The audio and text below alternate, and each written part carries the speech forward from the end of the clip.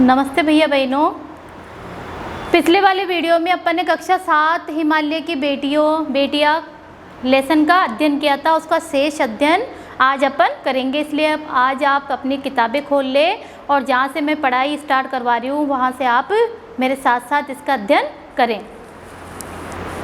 पाठ 3 हिमालय की बेटियाँ, जिसके लेखक है नागार्जुन।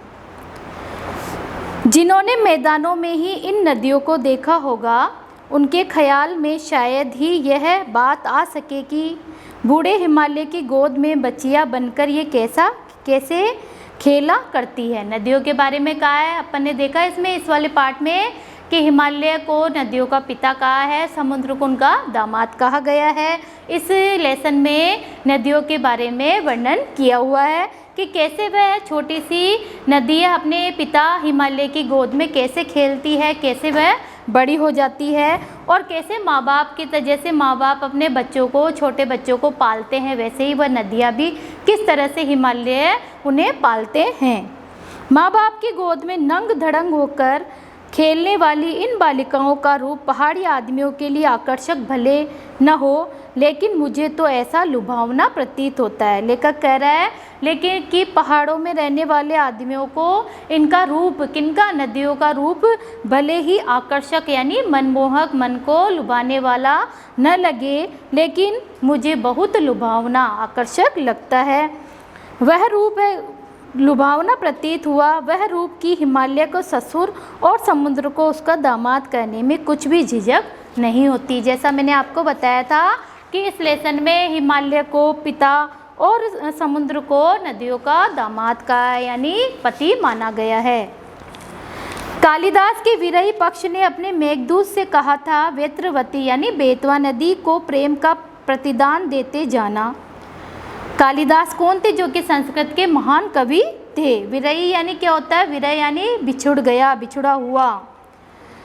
तो कालिदास के विरही यक्ष ने अपने मेघदूत से कहा था कि वेत्रवती नदी को प्रेम का प्रतिदान देते जाना, तुम्हारी वह प्रेयसी तुम्हें पाकर अवश्य ही प्रसन्न होगी। यह बात इन चंचल नदियों को देखकर मुझे अचानक याद आ गई कि इन नदियों को देखकर लेखक के मन में यह बात याद आ गई। यह बात इन चंचल नदियों को देखकर मुझे अचानक याद आ गई और सोचा कि शायद उस महाकवि को भी नदियों का सचेतक रूपक पसंद था, और सोचा कि जो ये महान कवि थे, संस्कृत के महान कवि कालिदास थे, उनको भी इन नदियों का सचेतक रूप बहुत पसंद आया था। दरअसल जो भी कोई नदियों को पहाड़ी घाटियों और समतल आंगनों के सब मैदानों में जुदा जुदा शक्लों में देखेगा, वह इसी नतीजे पर पहुंचेगा कि जैसे नदियों को घाटियों में, समतल आंगनों में, अलग अलग इसकी अवस्था में नदियों को जो भी देखेगा, इसके मनमोहक रूप में समा जाएगा और वह इसी नतीजे पर पहुंचेगा। काका कालेलकर ने नदियों को लोकमाता कहा है। काका कालेलकर ने नदियों को लोकमाता कहा है क्योंकि वह लोक यानी इस संसार का उद्धार करने वाली है। किंतु माता बनने से पहले यदि हम इन्हें बेटियों के रूप में देख ले तो क्या हर्ज है। और थोड़ा आगे चलिए, इन्हें हम अगर प्रेयसी यानी प्रेमिका की भावना करें तो कैसा रहेगा। ममता का एक और भी धागा है जिसे हम इनके साथ जोड़ सकते हैं, कि ममता का एक और धागा है जिसे हम भी इनके साथ भी जोड़ सकते हैं।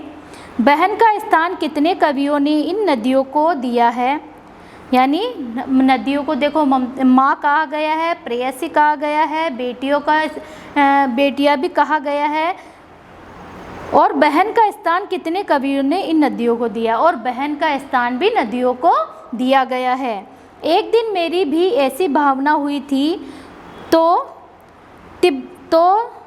तिब्बत की बात है, मन उचट गया था, तबीयत ढीली थी, सतलज के किनारे जाकर बैठ गया। ऐसा लेखक का जब ऐसा मन हो गया, मन उचट गया यानी अब हमारा भी कभी कभी मन अलग हो जाता है, तो तबीयत ढीली थी, उनकी तबीयत थोड़ी सुस्त हो गई थी, तो वह सतलज के किनारे जाकर बैठ गए।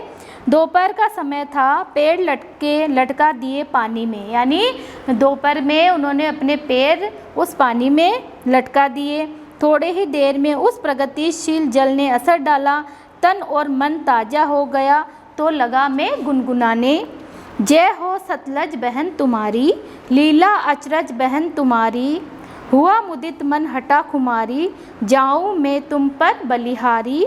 तुम बेटी यह बाप हिमालय, चिंतित पर चुपचाप हिमालय, प्रकृति नटी की चित्रित पट पर, अनुपम अद्भुत छाप हिमालय, जय हो सतलज बहन तुम्हारी। यानी सतलज नदी के बारे में कहा है कि तुम्हारी जय हो कि तुमने हमारे मन की खुमारी को हटा दिया है और मैं तुम पर बलि बलि जाता हूँ। तुम बेटी हो और तुम हिमालय की बेटी हो और चिंतित पर चुपचाप हिमालय, और हिमालय की चुपचाप हिमालय के ऊपर बैठी हुई हो, प्रकृति नटी के चित्रित पट पर, और प्रकृति के अद्भुत सौंदर्य पर तुम चित्रित हो, अनुपम अद्भुत छाप हिमालय, और हिमालय के ऊपर अनुपम अपनी छाप को छोड़ रहे हो।